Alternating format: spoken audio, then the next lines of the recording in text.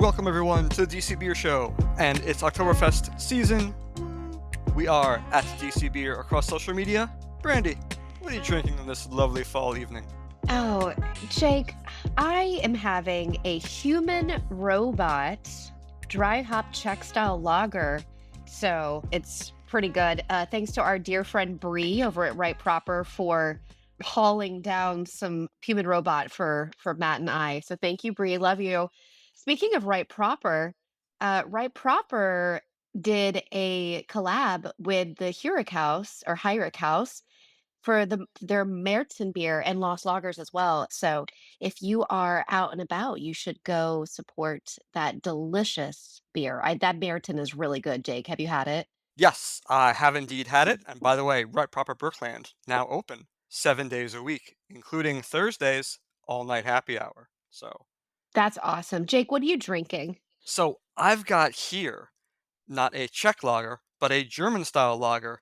It is Franklin's Oktoberfest Fest beer from Jeff Hancock, formerly of DC Brau. It's kind of like too dark to be a Fest beer and too light to be a Märzen, but it's phenomenal. It's one of the best examples I've had this style anywhere. I took a sip, I said, wow. And then I immediately went and filled up a growler, which is something that I haven't done in a long, long time. Growlers. It feels like another century. But this one's worth it. Please, I implore you, make a trip to Hyattsville, eat a giant pretzel at Franklin's, have a bunch of sausage, drink this beer. It's really, really good. Just like an exceptional, like kind of like hybrid of an Oktoberfest and Fest beer. Really well done. I can't wait to try it. Thanks, Jake. I haven't been over to Franklin's in a while. As Jake mentioned previously, it is Oktoberfest season.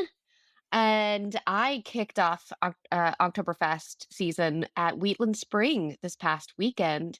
And if you haven't been to Wheatland Springs Oktoberfest, it is a sight to see. It's not only breathtakingly gorgeous there, but the beers when you have them fresh at the farm, it's just unrivaled.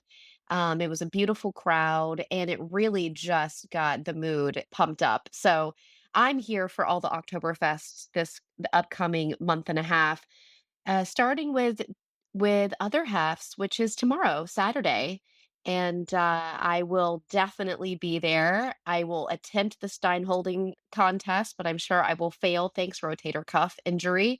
But I'm here for all the beer for sure. And then on the 25th, the Women's Brew Culture Club is going to be back at Other Half. It's a very Other Half heavy month for us again. But Jordan will be doing trivia that night as well. So it's a twofer, it's a double hitter. So we hope to see everybody on September 25th. Jake, what's going on? I know there's so many things going on. Yeah, there are so many other Oktoberfests. There's also Port City's Wunderfest is also this weekend. And so there'll be a whole bunch of German style lagers there. They'll also still have their collab with Stone Richmond and Sol Mega. It's an IPA and it's got Thai basil, adding some of these anise fennel licorice notes and lemon peel.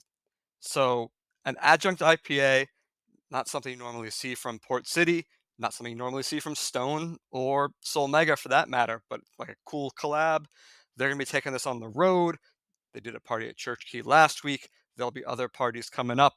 Watch dcbeer.com/events. Watch their socials.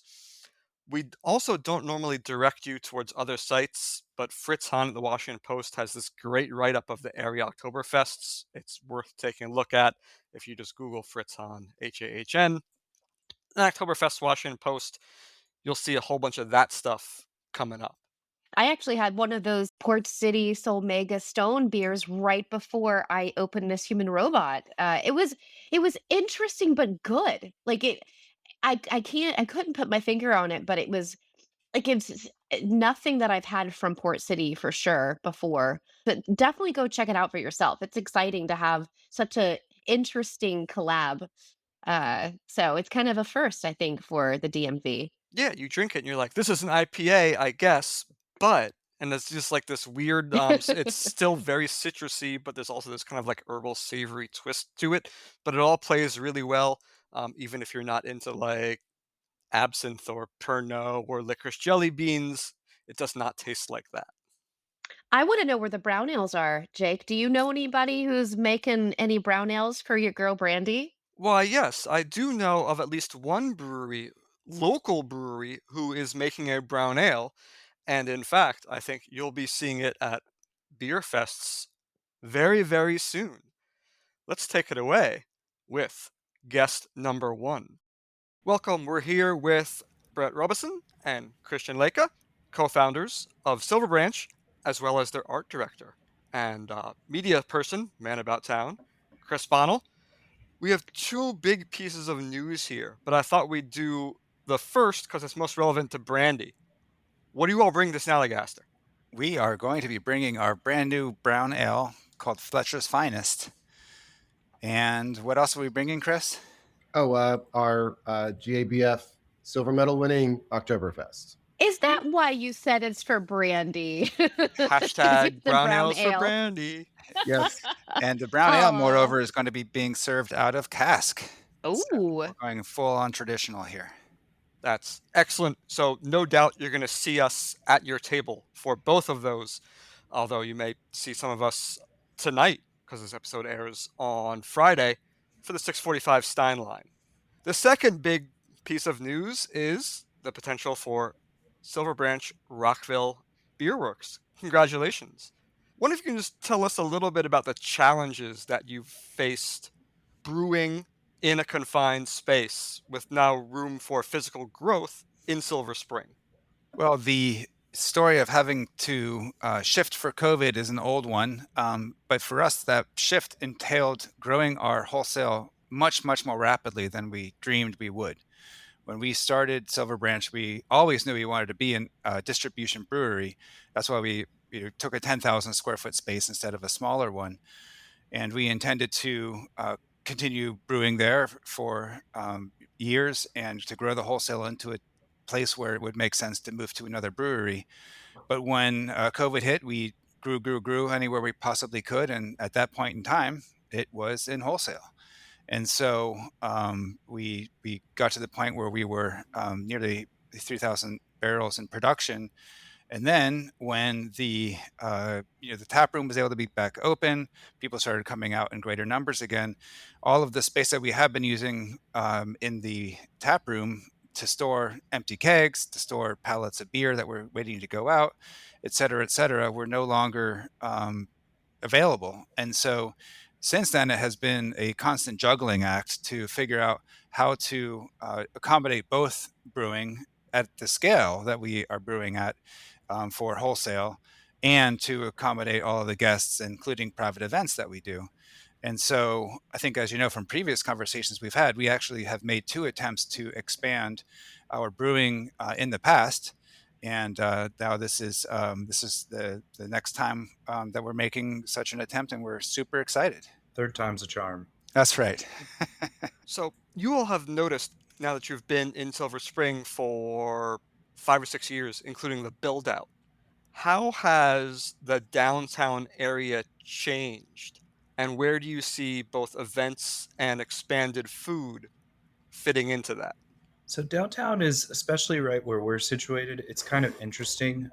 I know that the Purple Line is a long-held myth that nobody has believed is actually going to come to fruition. But if you're sitting in the beer garden, you can physically see the walking trail or the bike trail that they're creating, and you can also see a lot of the construction work. So this summer, the metro was shut down, going on a portion of the Red Line to do some pretty extensive work on building out the Purple Line. So that obviously, going right through the center of Colesville is changing some of the appearance of everything. But on the other side of this, connecting College Park to Silver Spring and then ultimately to Bethesda, I think is a really exciting change that we welcome. Once that construction's done, but it's real. They are actually building the Purple Line now. Christian, you've got experience brewing in Rockville already. When it came time to look for another brewery location, where else did you look besides Rockville? There's nowhere we did not look in the DMV area. We have been turning over stones everywhere we could possibly find a stone in the hopes of finding the magic location where it would make sense to take our production level brewing. As you know, we have a brewery in Warrenton that's great for smaller amounts of beer, but it's never going to address any needs in terms of wholesale level production.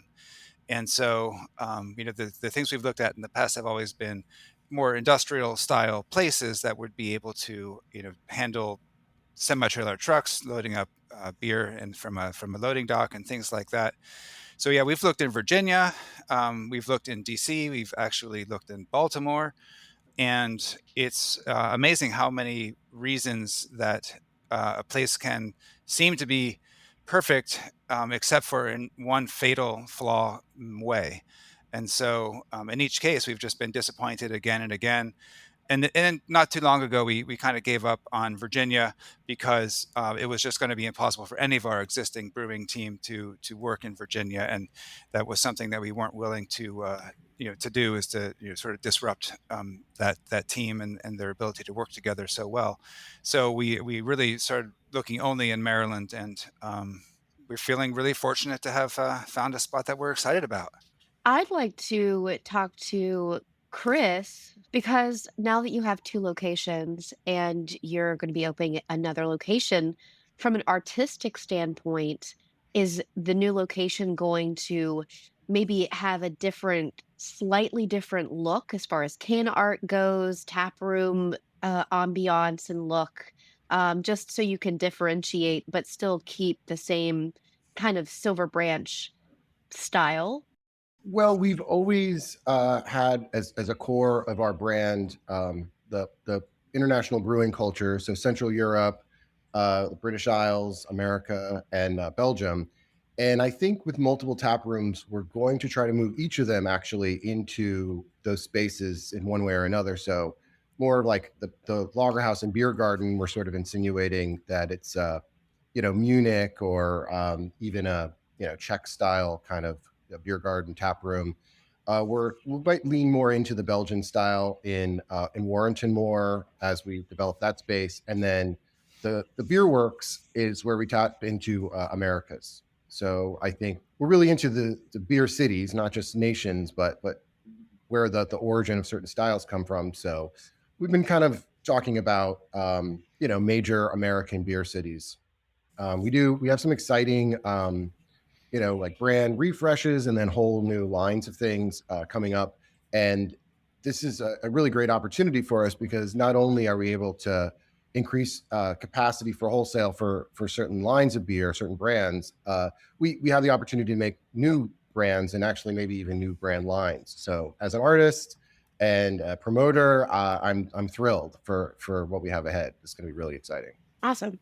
So you all are about to be making, I guess really it's probably going to be 2 or 3 years down the road, a lot more beer. Do you have plans to expand beyond beer as well? Hard seltzers, something perhaps getting a distiller's license, something ready to drink canned cocktails, things of that nature as you embark on this Rockville, a more production focused brewery. Get it? Embark. I'm just kidding. Shout out to Jake's dog. Christian, do you want to take this one or do you want me to? I think has you written all over it. Yeah, so what's interesting about the Silver Branch brand in general is that we do, we pay homage to so much tradition about where these beers come from and, the purpose and the place and the glassware that it's served in. So it's kind of hard to do a hard seltzer with the same reverence or respect. There's no meaningful history behind it. So that's not to say that we don't have some early ideas in the hopper. The one category that we'd really like to dip our toes into that would be imminently more possible with the development of a Rockville location would actually be Radlers.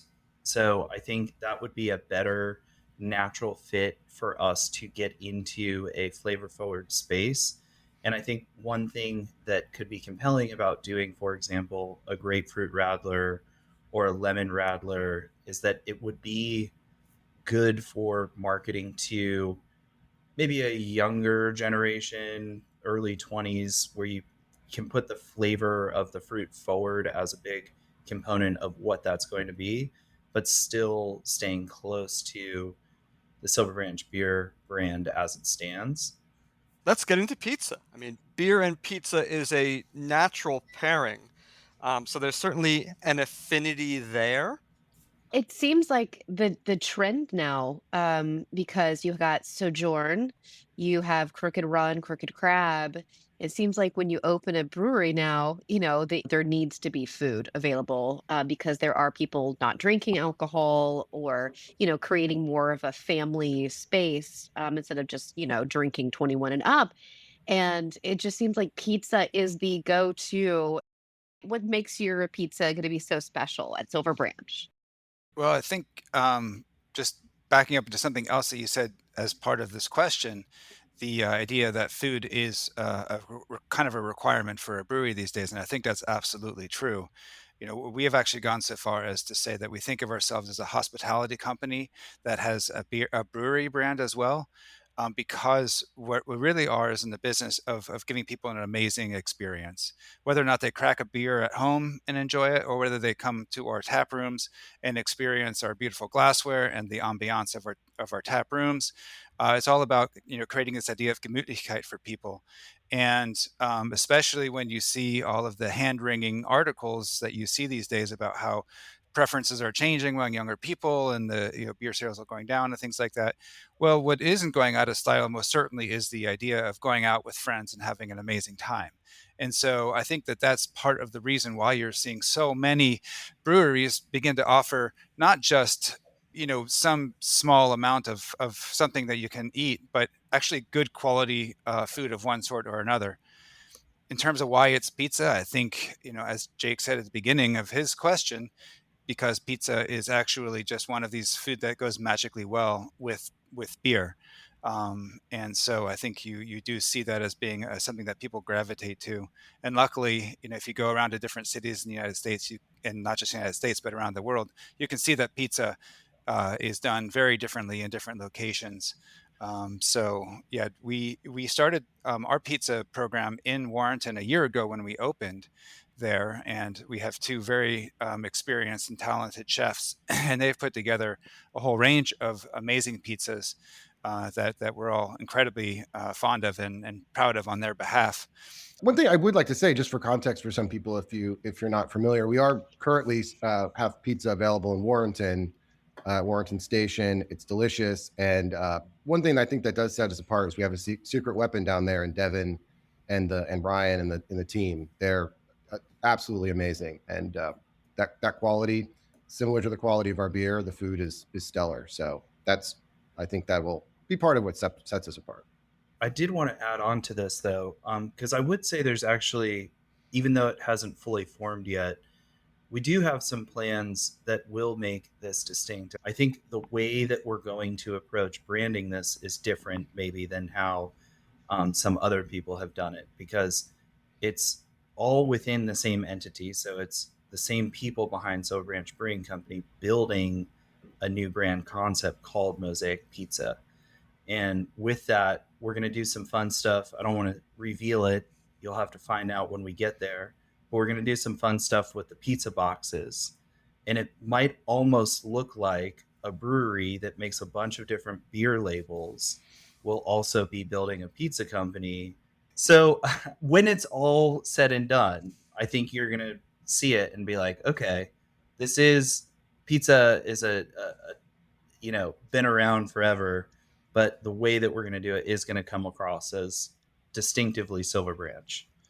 We, as the public and everyone else, because I'm sure folks it popped up on their Facebook feed and Instagram feed, and I know Jake got an article out today. I know that there is a lot of funding that goes into this. How you guys want to tell us about that and how Ab- we, as the uh, public, can help? we do. We really want to tell you about that because we just launched our crowdfunding equity campaign today through Honeycomb. And in the past, when we have sought equity, we have always had a relatively low minimum for the world of equity raise. but it was always, between $14,000 and $15,000, which is a lot more than, a casual fan might be interested in investing.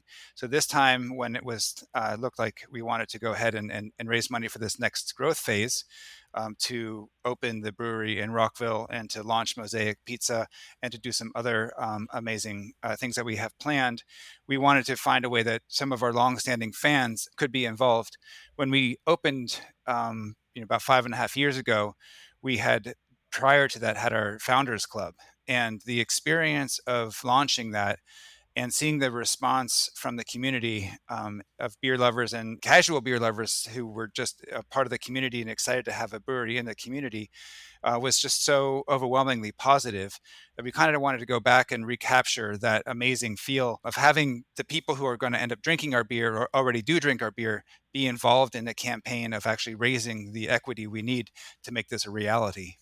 Excellent. Thanks so much. Folks, please do check out Silver Branch on the site Honeycomb. We'll drop the link in the show notes. It's also already up on dcbeer.com.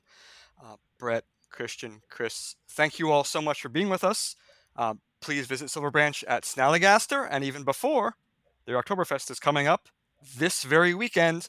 That's both in Silver Spring and in Warrenton, if you're further afield. All right. Thanks, everybody. Appreciate it. See you at Snally, guys. Thank you. Thank you very much to the Silver Branch team, to Brett, to Christian, to Chris. Big things happening there. It's always nice when we see a brewery growing and expanding, meeting the demand. Of course, that brown ale is going to be at Snallygaster, and so we thought it's Oktoberfest. Snallygaster's coming up. What better way to combine those two than to talk to a second guest?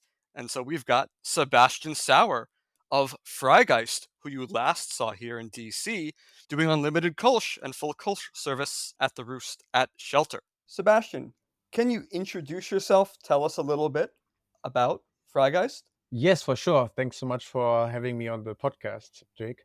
Yeah, my name is Sebastian Sauer. I started Freigeist Bierkultur back in 2009. It's one of the very first craft beer projects from Germany. I was going around visiting other countries before, got very fascinated with the whole craft beer movement, and that's when I started my own project. A lot of them specifically in the beginning with reviving historical beer styles from German origin. One of the things that you're doing is you're going to be coming to Snallygaster in October here in DC. What are you planning on pouring at Snallygaster in terms of your beer? Yes, that's a exciting situation. I was invited last year already, but I couldn't come in person, so there was a volunteer serving my beers. But for this year, I will serve my Otte Cologne, which is my classic go-to Kölsch. It's an unfiltered Kölsch variety. And then I will have my very first beer I've ever brewed, the Abraxas, which is a historical Lichtenhainer, which is a sour, smoky beer style, which died out just after the First World War. It's excellent that we'll see a Lichtenhainer there because Greg Engert was just talking about some of the more unusual beer styles, but you're also sort of helping Snallygaster and Greg and Tim and Bruno acquire German beers for the festival, yes? Yes, indeed. There's a lot of wonderful breweries in the Franconian area, which is the northern part of the state of Bavaria.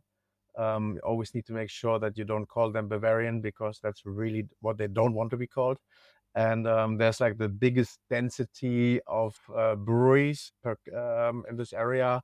A lot of countryside breweries with like a wonderful lager selection, obviously also including Bamberg smoked beer, the Rauch beer. And yeah, there's like a lot of very small historical breweries which have wonderful beers and which you can usually don't have access to. But for these guys, I was able to organize something. So, what are the logistics like in terms of getting these beers from Franconia to DC? In this situation, we have to make sure that we use one-way kegs because typically they only use steel kegs for packaging their beers, and they're not very up for doing too much paperwork and so on. because there's just like small family-run places.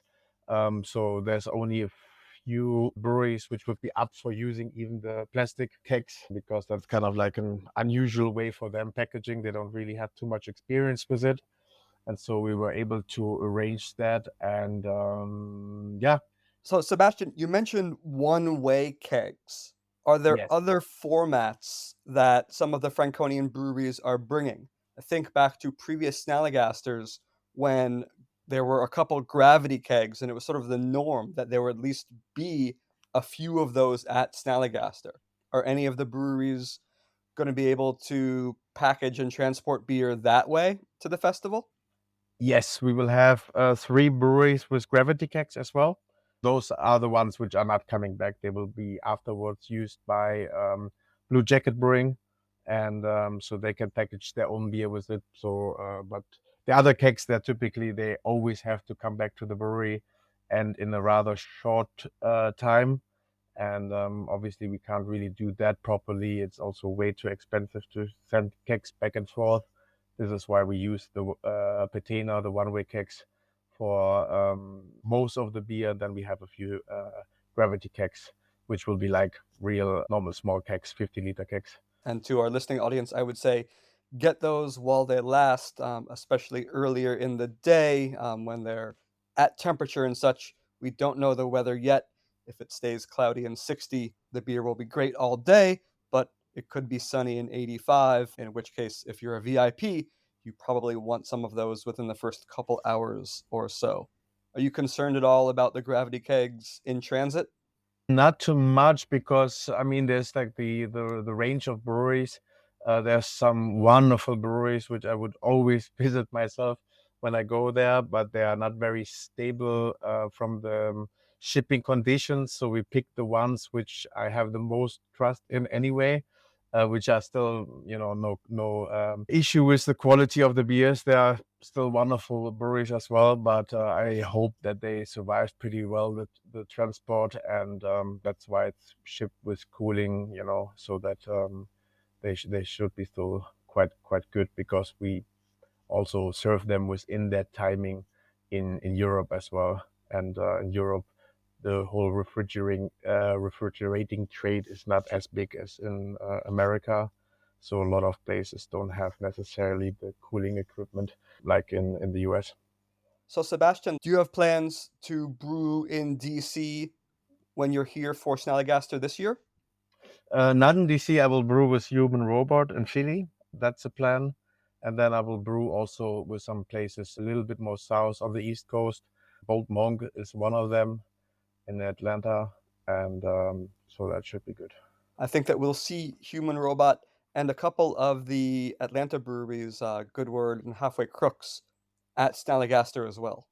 So the weather is going to turn cooler here soon, and we certainly see cans of the Freigeist Dortmunder export and the Kolsch.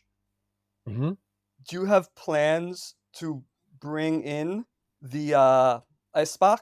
I believe it's Good Nacht Marie back to the States?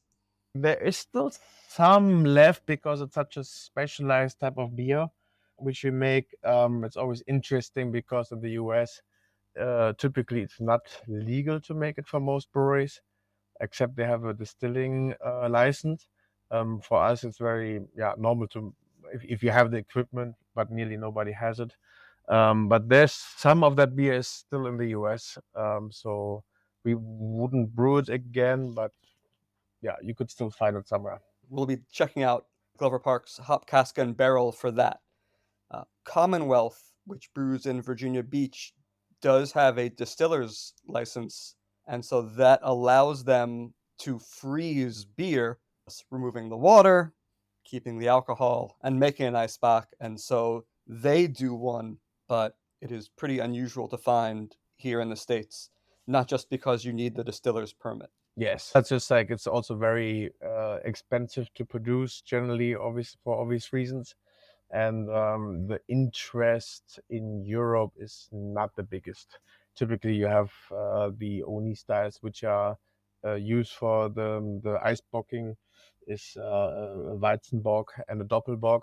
and there's not much variety around it, but we actually, use a lot of different styles as a base for it. We have made a different amount of smoked beers for an iced bock, which are turning out wonderful. And everything from like a mango gose to barley wine to imperial stouts. So it's for us, it's very fascinating.